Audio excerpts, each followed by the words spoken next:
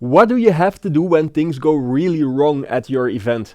Frank Supovitz explains how to deal with crisis situations, such as the 47th Super Bowl blackout he had to face himself. Hi Frank, thank you for your time. Today we're going to talk about what to do when things go really wrong at your event. So suppose something goes wrong at your event. What should you do as a planner, as an organizer? Well, there's a lot of things that can help you keep things from going wrong. The first is, of course, great planning. So we can talk about that later. Mm-hmm. But I think your question was, what do you do when things go wrong? Yeah. And that is to remember that a response requires, or a response to a crisis is something that you're trying to recover from. What you don't want to do is react. Mm-hmm. So recovery requires a response, but not a reaction. Reaction means that you're going to do the first thing that comes to your mind, or the thing that you think is going to solve the problem right away. Mm-hmm. But when you do that, you could be creating a problem that's going to be even bigger down the line. I'll give you an example. Mm-hmm. At the blackout at Super Bowl 47 in New Orleans in 2012, the lights went out. And we could have gotten the game started about 10 minutes earlier than we actually did. It took about 34 minutes for the game to be restarted, but we had all of our power back and the lights up to full color temperature for television within 24 minutes. But the reason that we didn't is because of our response rather than our reaction. The reaction was, let's get the game started as soon as possible. The response was, well, what if any of your technical systems were not functional because they didn't have a chance to reboot? Mm-hmm. So the instant replay system, for example, that the referees use, let's say that we didn't know whether it had restored all of its software by the time that we had gotten started. And a play began, and there was a score or a controversial play, and the referees had no technology to be able to check to make sure that everything was correct. Mm-hmm. Normally, they would go under a hood and look at a television replay and then be able to make a decision. So if that didn't happen, then the story of the game would not have been the blackout, really, but why didn't the National Football League wait a little bit longer to make sure that the instant replay system was back up and running so that the game could function correctly? So don't react immediately. Think about it. Are there other things you need to do? Well, I think it's also important to remember that what you planned is not as important as what you actually do. Mm-hmm. So the first thing that people do when they're faced with a crisis is they go back to the plan. And the plan may already have or may already contain contingencies for the ability to respond to a particular outcome. The fact is that many times you'll be faced with a crisis that has nothing to do with anything that you've planned. So what's really important is not to just stick to the plan blindly, but assess whether the plan is actually going to apply to this particular crisis. So what you planned is not as important as what you actually do. For example, let's say that you have an extreme weather condition and it's an outdoor event, and the plan is to continue to play no matter what. But this particular issue, this particular weather event, might create an unsafe condition for the people who are either attending the game or actually participating in the match. In that particular case, your plan may have been to continue, but what you do and how you evaluate the conditions at the time are going to be more important than what you actually had on a piece of paper. Mm-hmm. Good decision making is not something that you've done 24 hours, 24 weeks, or 24 months before your event actually occurs. Good decision making is what you do at the time when you have a particular crisis. But does that also mean that we need to make more plans up front to foresee all those things? Oh, no, it's absolutely correct. And in fact, what you do is you try to generalize what your response is going to be. So what the NFL did for 10 years during the time that I was there in planning for an operational event that might go wrong is we'd have a tabletop exercise. So we'd simulate game day about 10 days ahead of time, and anybody who was going to be in a position of authority, decision making, or information gathering would be all together in one place for about 4 hours. Door closed, telephones off, smartphones off, no email, no texting, and we would hire a facilitator, somebody who would be familiar with our operations plan, but would also be able to be on the outside so that they could poke holes in it, find the flaws. And even if there were no flaws, see if all of our contingency planning was thorough enough. And he would throw emergency situations at us, and we would have to respond to them as a team in real time. He'd tell us what time of day it was, what was going on the field, what was going on out in the parking lots, what the weather conditions were like, and then he would tell us something terrible.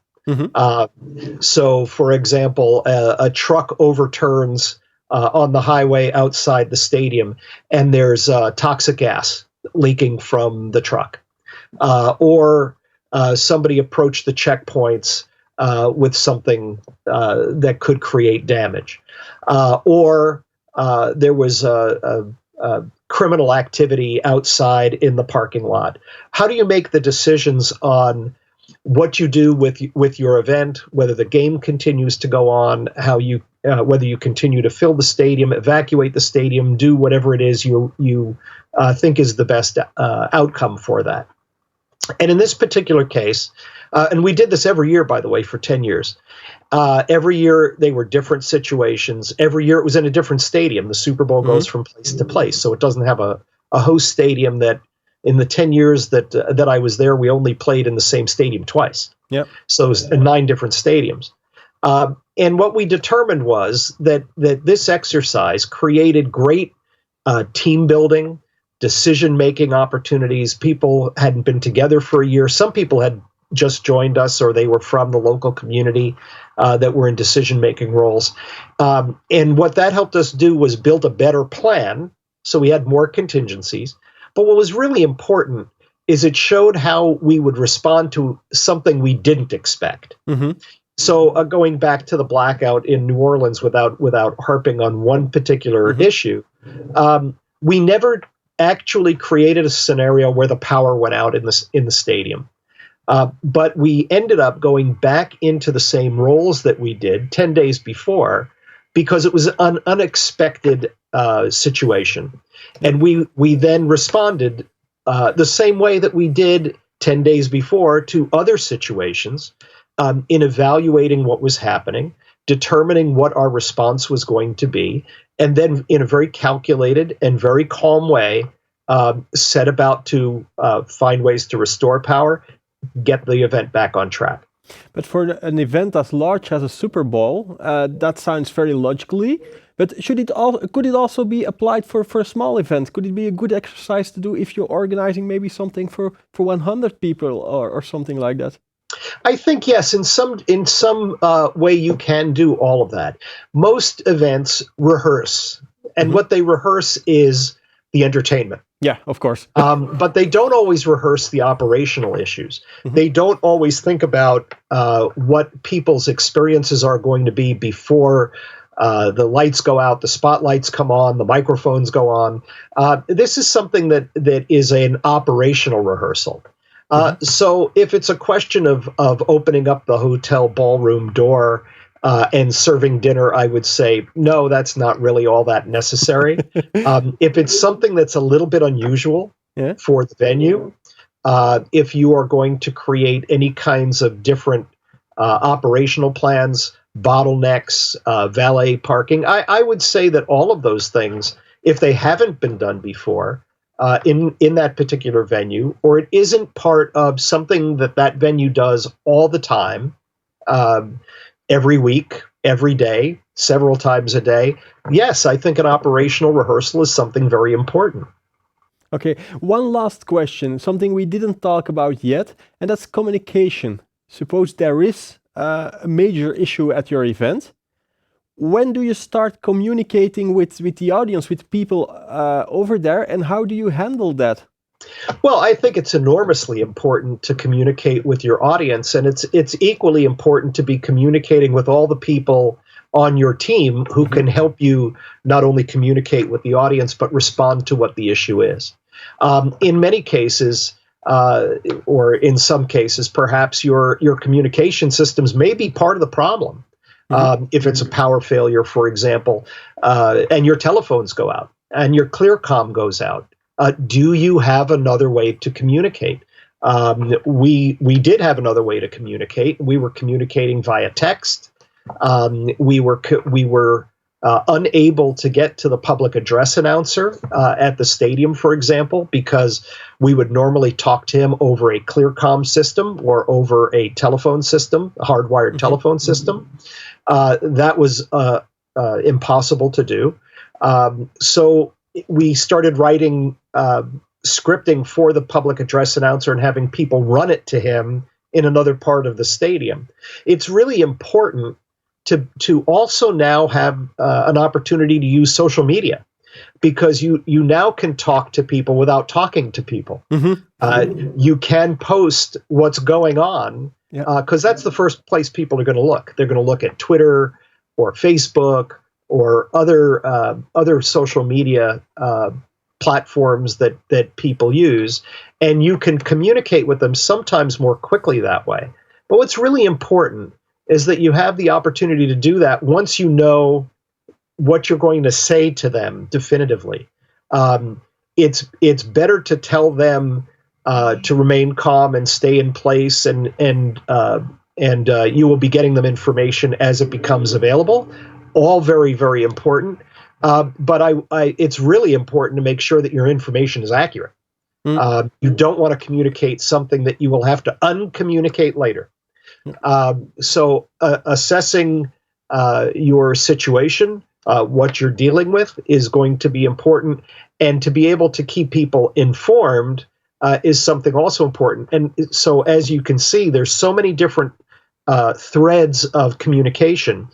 You should try to delegate those threads of communication to other people, so that it's not one person making every decision, communicating every piece of information, because there'll be priorities in terms of solving problems and communicating how to get over those problems.